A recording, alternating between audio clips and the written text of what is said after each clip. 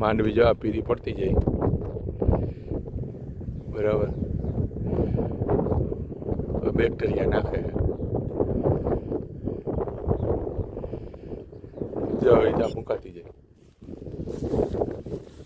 આ છોડવું ફૂંકાઈ ગયો તો આમાં એટલે મુંડાનું તો કાપલ નથી, નકર તો કાળી ફૂગ હોય કે ફૂગ હોય એવું લાગે આમાં.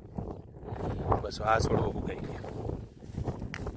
છોડવાનું બર કરાવે ને મુંડો હોય તો આમ બર ના કરાવે. પછી અહીંયા ફૂંકાઈ ગયો આમ બર કરાવે. સફેદ ફૂગ, જો આ સફેદ ફૂગાઈ છે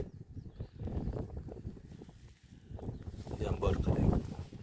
ડાયરી ફૂંકાતી જાય મૂળિયાનું.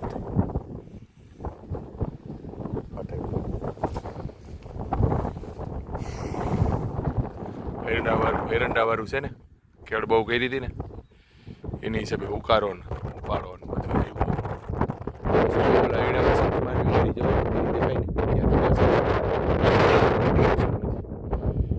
અને ઓલી માંડવી એટલા કટકાની હારી છે, એમાં કાંઈ લહણવાળું ને કલોજીવાળું હતું. એટલે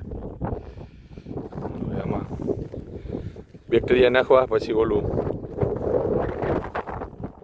બીજું ખાતર દીધું પીરી થવાનું, ઓગણીને સાગરિકા જેવું ને એવું બધું. યાન પછી 4-5 દિવસ સાટું.